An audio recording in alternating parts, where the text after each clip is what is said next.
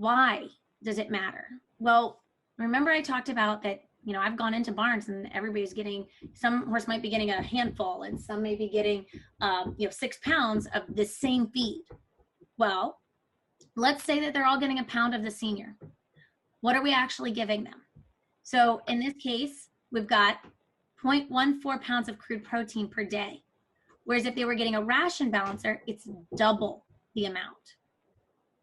The fat is a little bit higher in the senior feed than in the ration balancer. But again, this feed, we're supposed to be adding calories, whereas the ration balancer, we're not. Where it really comes into play are our vitamins and minerals. And I've got some examples of calcium and phosphorus here. If we just feed 1 pound of the senior feed, we're substantially low in calcium in comparison to that ration balancer. The same holds true for phosphorus and all of the other minerals and vitamins. So it's really important, if your horse is an easy keeper, to consider that ration balancer, because 1 pound of the senior feed is actually leaving them deficient.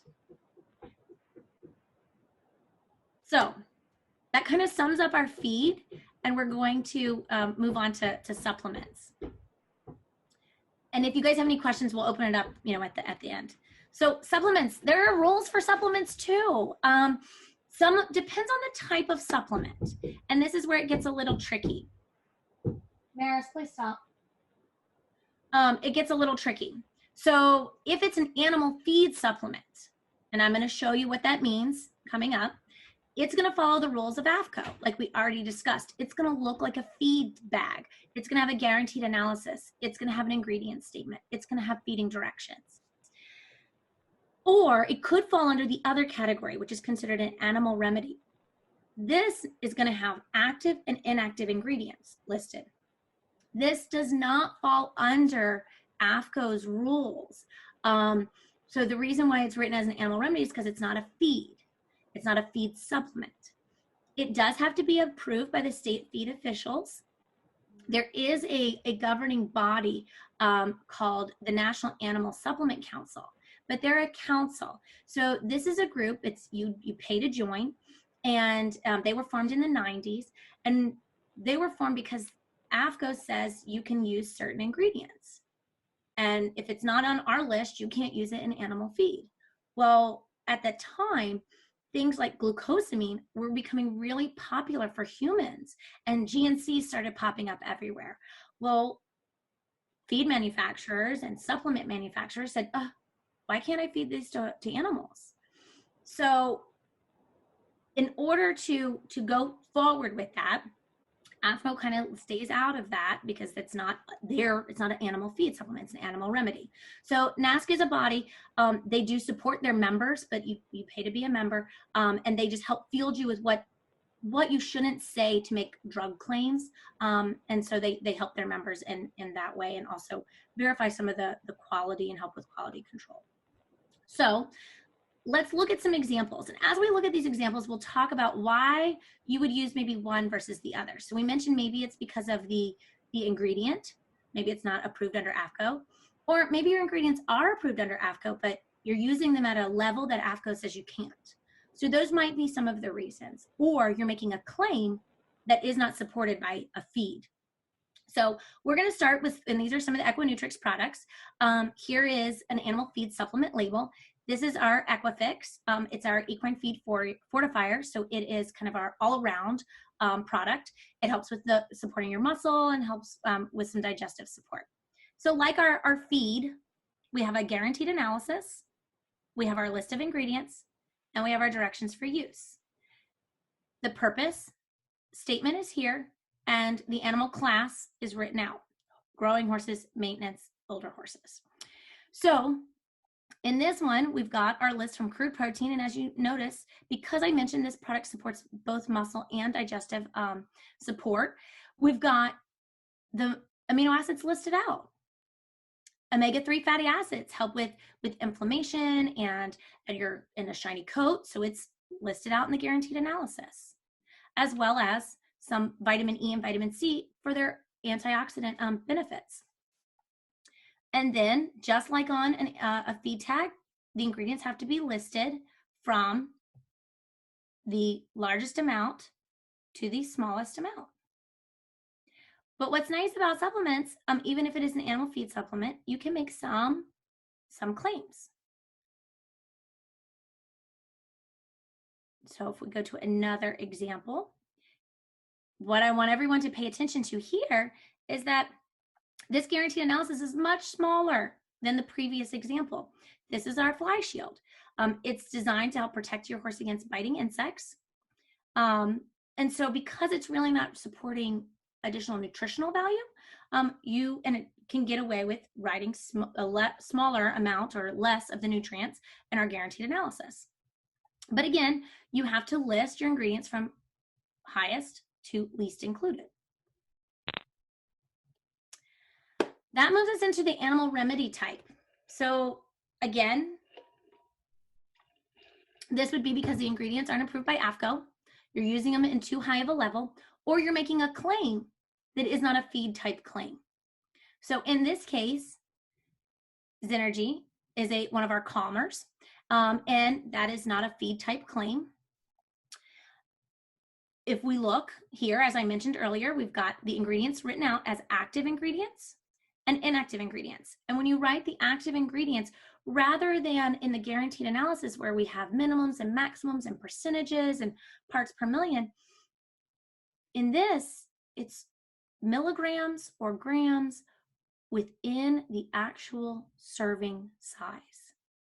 So for this type of product, it's taking the math out of it for you.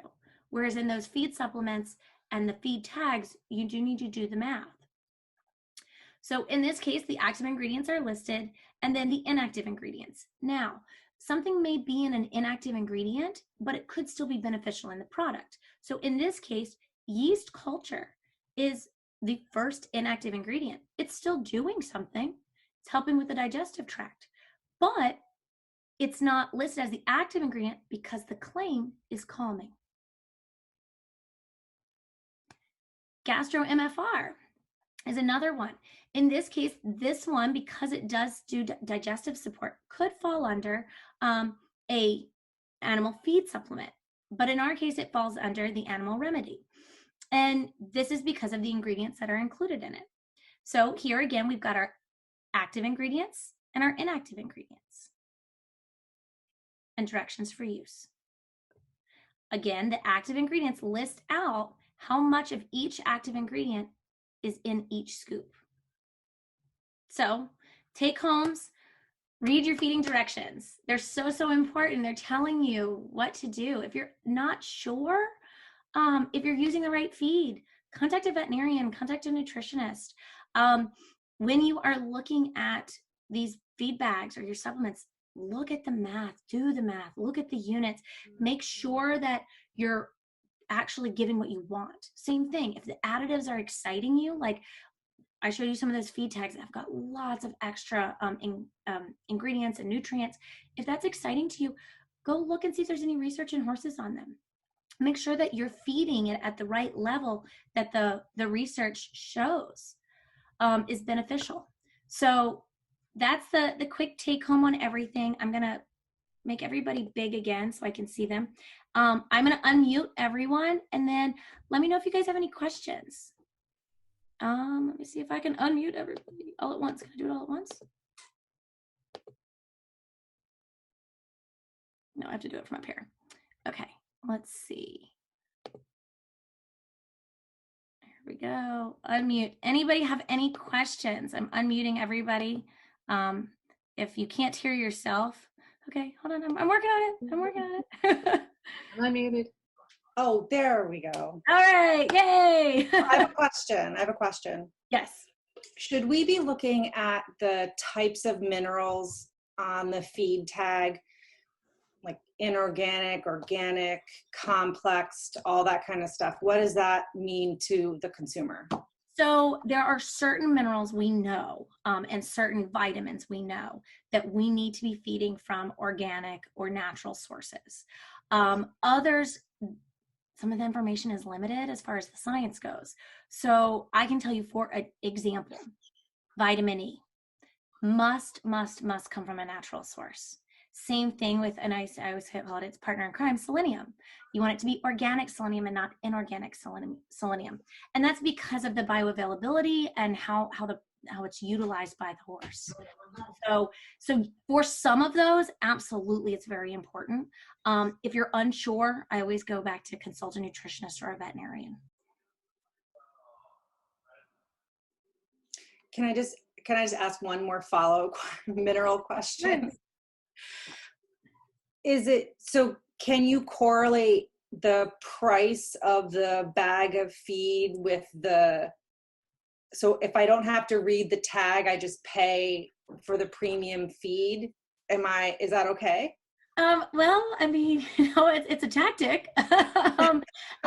You'd like to think that you are paying for, if you're paying a premium, you're receiving all of those things. But unfortunately, unless you actually go through and read it, there's no guarantee other than what they're telling you. And what they're telling you is the truth. You just you have to take the time to read your feed tag.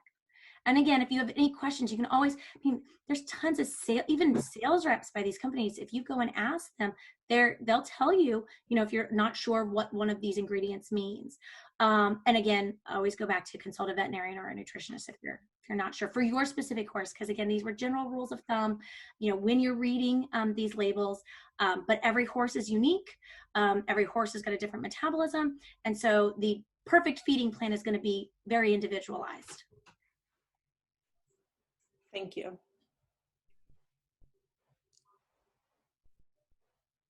Well, there's no other questions. I'm going to stop the recording. If you come up with any, you can reach out to us through the Equinutrix website, through Equivant. Thank you again, Equivant, for hosting tonight. And again, if you come up with anything, feel free to reach out to us either on social media, email, websites. Thanks so much. Thank you. Bye, Jerry. Bye, Olivia. Bye.